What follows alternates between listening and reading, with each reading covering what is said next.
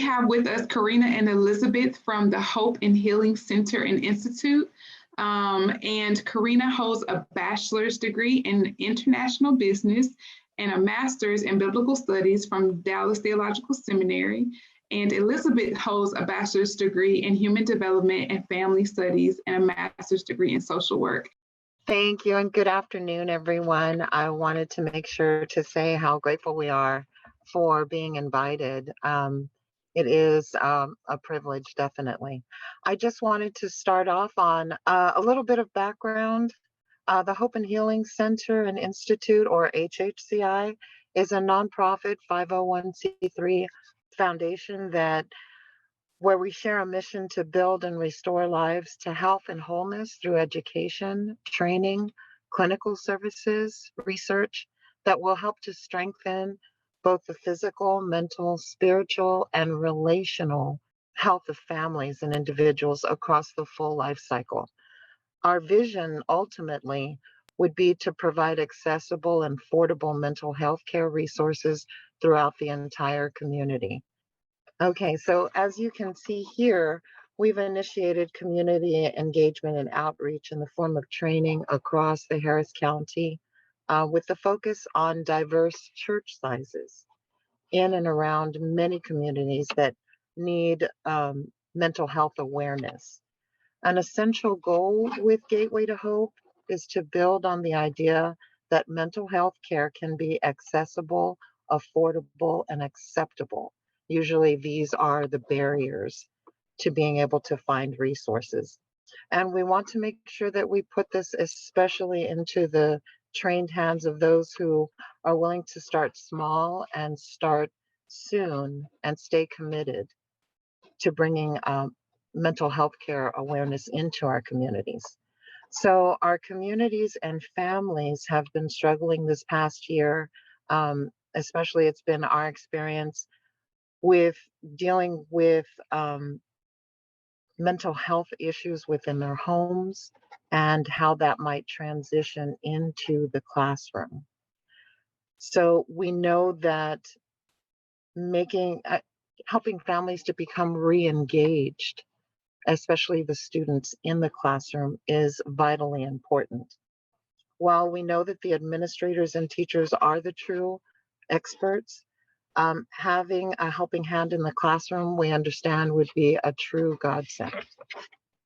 So Gateway to Hope believes that the church should be a natural place to provide a reinforcing and safe community of support for mental health and well-being conversations, especially in today's always changing environment.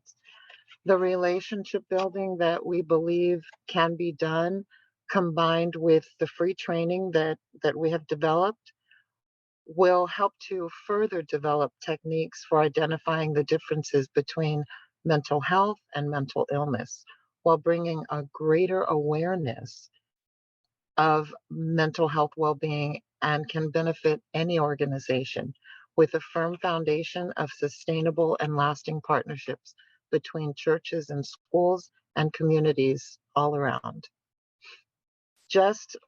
This is just something that I was thinking of because I've been attending the meeting from the very beginning, and I found so many things interesting.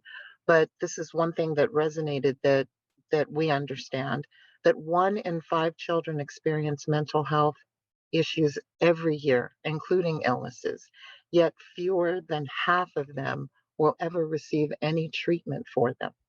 So we must consider what this might look like as we transition. Some schools are going to be opening up full on next year. Some of them will still be transitioning from Zoom into the classroom. And so it begs the question for us to think about what these situations in these classrooms will look like in the future. So Gateway to Hope will provide, or can provide, basic and easy to understand working knowledge at trainings for mental health awareness for both the teacher as well as administrators, and just helping to have mental health preparedness in all areas of the classroom. So lastly, we'd like to make sure that everyone knows that we have an English and a Spanish website that provides trainings both in English and Spanish, and it is open to everyone. The other thing too is that we recently added a Houston Warm Line. This is an alternative hotline that provides Houston and the greater Harris County community members living with mental distress or mental illness, the peer support and referrals to local resources that have already been vetted and matched to their needs.